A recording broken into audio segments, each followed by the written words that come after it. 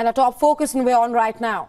Ahead of a looming ground offensive in the southern Gaza city of Rafah, Israeli Prime Minister Benjamin Netanyahu directed his military to prepare to evacuate an estimated 1.3 million people in the city. This comes as Israel is continuing with its offensive in the Gaza Strip. Israeli airstrikes have killed 17 people in Rafah on the Gaza border overnight. At least 117 people have been killed and more than 150 injured in the last 24 hours in Gaza. The health ministry in Gaza reports that the total death toll from the Israeli offensive now stands at over 28,000 and almost 68,000 people have been injured. This as millions in the congested strip have been displaced by strikes and bombings. On the other hand, the Israeli military claimed that aircraft killed 3 Hamas members in Rafah, including 2 senior military operatives. Meanwhile, Palestinian police said that at least 5 officers were killed in Israeli airstrikes in the southern city. Israeli military has also claimed to have discovered a tunnel network hundreds of meters long and running partly under UNRWA's Gaza headquarters. They have called it new evidence of Hamas's exploitation of the main relief agency for Palestinians. In a statement, UNRWA said that it had vacated the headquarters on October 12th, that is 5 days after the war began, and was therefore unable to confirm or otherwise comment on the Israeli finding. Now, this comes as cross-border strikes are also continuing. In the latest, Israeli fighter jets struck 3 Hezbollah military command centers in southern Lebanon. The military's aircraft and artillery also struck additional Hezbollah locations across the Lebanese-Israeli border. At that time, Iran's foreign minister was in the country to meet with the Hezbollah leader and discuss the powerful paramilitary group's ongoing clashes with the Israeli forces. Iran's top diplomat has now warned that a full-blown attack on Lebanon would rather spell the end of Israeli Prime Minister Benjamin Netanyahu.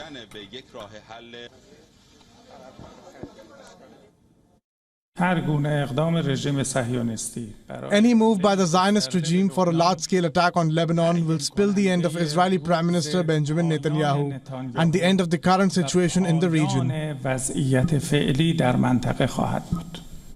Furthermore, Iranian Foreign Minister Ahmed Abdullahian has said that Iran and the US have exchanged messages throughout Israel's 4-month-old war on Hamas in Gaza, including about Lebanese armed group Hezbollah.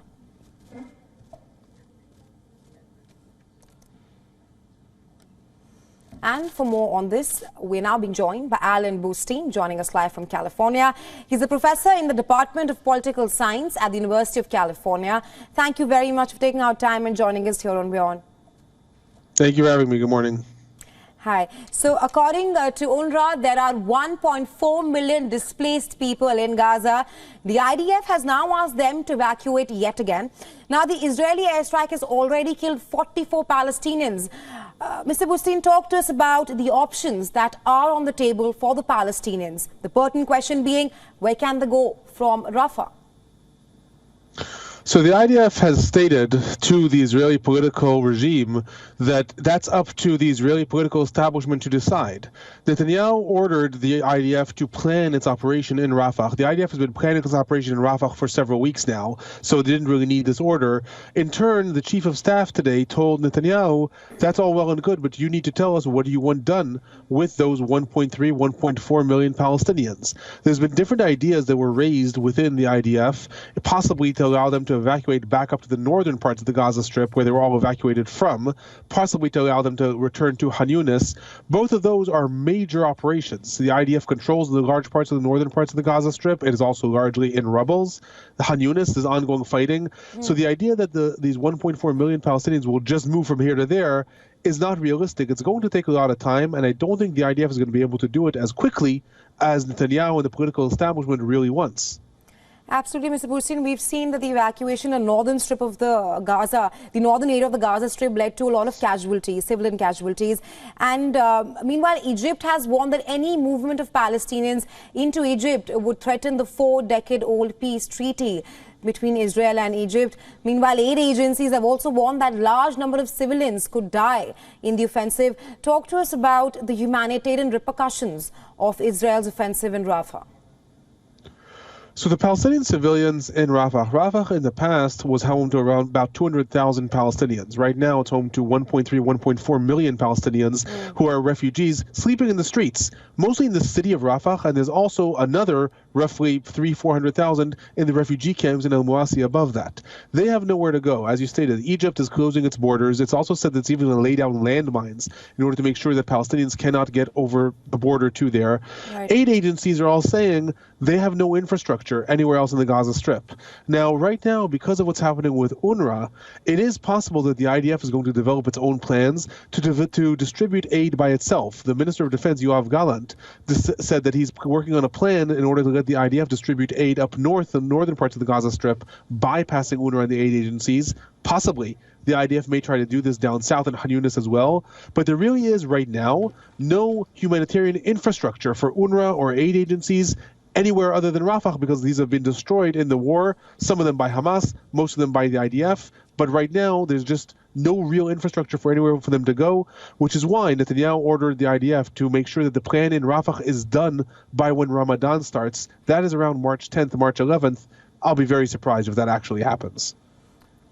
Mr. Burstein, the international community, including the US and Germany, they are Israel's allies, they both have publicly opposed IDF's offensive and warned Israel of disaster if it launches invasion of Rafah.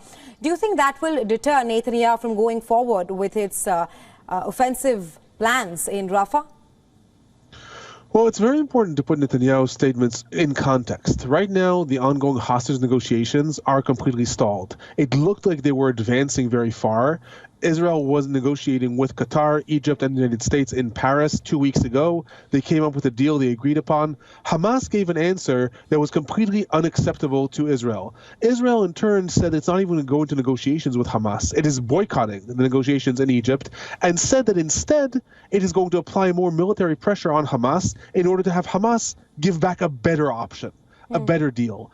And really, that is what is underscoring, I believe, why Netanyahu is making these public statements. Because like I said, he ordered the IDF to plan this operation. The operation has been planned by the IDF for a month. Netanyahu does not need to order that publicly. The fact that he's doing that is sort of a way to say we're prepared to go forward. I think he's hoping that Qatar and Egypt will pressure Hamas to say, bring us back a different answer so we can negotiate. So it's very possible this is all a tactic, and maybe Germany's pressure and the United States pressure and the EU's pressure will also help in Israel using more rhetoric, but not actually launching a full-scale offensive.